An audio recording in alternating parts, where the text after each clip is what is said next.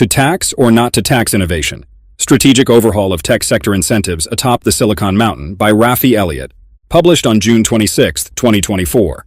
Silicon Mountain, as Armenia's tech industry has been dubbed, has been instrumental to the country's historic economic growth, which has recorded a double-digit increase in GDP for the last 5 years.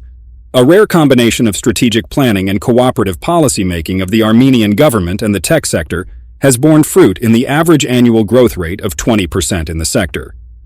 However, with the much-vaunted tax break for tech startups set to expire in December, the health and potential for sustainable growth of the indigenous tech industry in an increasingly competitive global environment remain unclear. The bill, formerly known as the Armenian Law on State Assistance to the IT Sector, was first adopted in 2015 with the approval of the Union of Advanced Technology Enterprises, UAT, a business association representing the country's major tech firms. Designed to support a burgeoning tech startup ecosystem, the law provided generous tax incentives to help transform small local tech companies into global players. Tech companies, within the first 3 months since registration in Armenia, employing fewer than 30 people, and with no apparent links to foreign companies, would be eligible for a 0% tax rate for 5 years. Additionally, a 10% personal income tax would apply to employees. After 5 years, tax rates would revert to the standard 20% corporate income and 23% personal income brackets, respectively. The result has been a significant growth in the creation of startups in the country, as well as an increase in the number of startups benefiting from the incentives outlined in the bill. In 2016, around 100 startups and individual entrepreneurs received state incentives, with this number rising to 281 in 2017. The incentives program has since seen significant growth, with 4,133 recipients to date. In 2022 alone, 1,230 benefited, and this number increased to 1,633 in 2023. This data demonstrates exponential growth in the number of startups in the country since the program's inception. Since the government announced the development of a homegrown tech industry as a key objective in its economic growth strategy, the startup sector in particular has seen record-breaking investment figures and growth rates. In 2023 alone, Armenia-based startups raised a combined $27 million in seed funding, according to 3N, a firm that tracks these figures. That number balloons to $216 million, when including global startups with Armenian founders. In total, Armenia is estimated to have attracted $122 million in venture investments in 2023, representing 90% of all venture funding for the entire South Caucasus and Central Asia region for that year. Beyond the specific startup tax break law, other legislative changes have also helped enhance Armenia's appeal as a tech-friendly country. In 2021, Armenia passed a tech startup patent law, becoming the second country after the United States to patent computer software. The Ministry of Economy states that the law is designed to provide reliable protection to computer software and generate favorable conditions in Armenia for startups and innovators to create intellectual values and patent them in Armenia. By most accounts, these regulatory adjustments have been welcomed by the industry, and the timing couldn't be better. Following Moscow's February 2022 invasion of Ukraine, Western tech companies with a footprint in Russia and looking to avoid sanctions have turned to Armenia, drawn by the competitive tax incentives and legally enshrined IP protection. Despite being ineligible for the tax break law, big names in the tech industry, including NVIDIA and Yandex, have also sought refuge in Yerevan. However, quantifying the impact of the tax incentive on the tech sector's growth is challenging.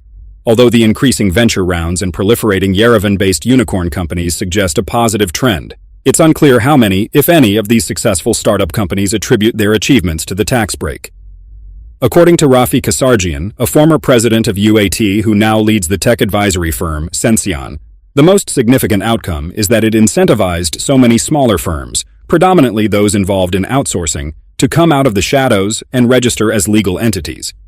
This trend is corroborated by the industry's transformation from largely supporting traditional subcontracting business models to seeing a boom in cutting-edge technology startups, pushing the boundaries of machine learning, quantum computing, decentralized technologies, and biotech since the 2015 law came into force.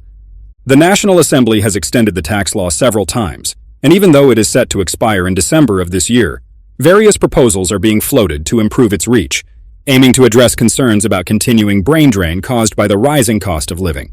While the current law has been widely applauded for its innovative approach to spurring a homegrown industry with tangible positive outcomes, its framing is seen as being ineffective. Yerevan-based tech entrepreneur Vache Asatrian argues that the law is too restrictive in its definition of tech workers to effectively stimulate a wider ecosystem of innovation. Asatrian suggests that it should be expanded to benefit all knowledge workers, rather than confining the beneficiaries of this law only to roles specifically associated with technology development, such as engineers or developers.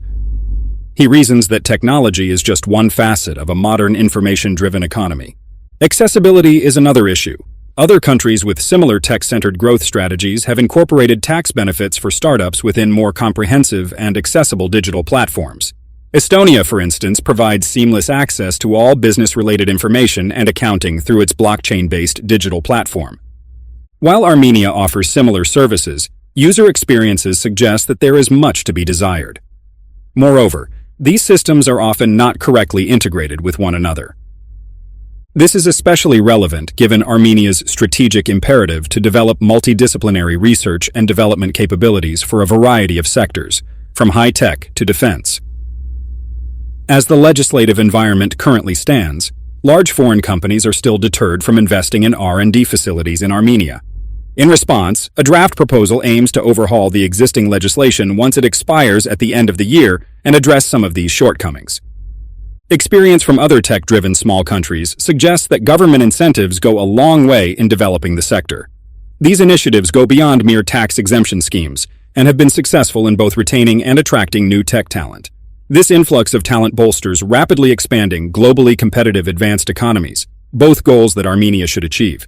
Singapore's Productivity and Innovation Credit, PC scheme, for example, has caused ripple effects across multiple strategic sectors of the island nation's economy, including financial services and logistics. As a result, the tech sector has turned into one of the country's largest employers, with over 200,000 workers contributing to almost 5% of the total GDP. That number is closer to 12% in Ireland, which has attracted over 1,000 major global tech companies since passing a controversial tax haven scheme. Estonia, known for its innovative e-residency program, has issued over 91,000 e-residencies for talent from more than 170 countries since its inception in 2014. Now it boasts the highest startup density in Europe with over 1,000 startups for its 1.3 million population. Meanwhile, Israel's Ministry of Economy estimates that every job created in the tech sector creates an additional 2.5 jobs in supporting sectors. Back in Armenia, a proposed draft law is currently being developed by the High-Tech and Economy Ministries, with advice from UAT. This law intends to cast a wider net to include Armenia-based contract workers, as well as knowledge workers from Russia, Ukraine, and Belarus, who have relocated to Armenia, taking advantage of the country's membership in the Eurasian Union. The goal is to retain as much talent in Armenia as possible, all while repatriating Armenia's diaspora potential. However, the bill is still being passed back and forth between the two ministries as they attempt to streamline the intended processes. Sargis Karapetyan, the current CEO of UAT, says he has yet to see the final draft of this law, which the ministries have not made available at the time of writing. Karapetyan remarks, "The rumor is that a new law will fully replace the current one by the end of the year, but based on last year's experience, I'm not holding my breath. The law's effectiveness can only be speculated upon when or if it comes into force before its predecessor's expiration.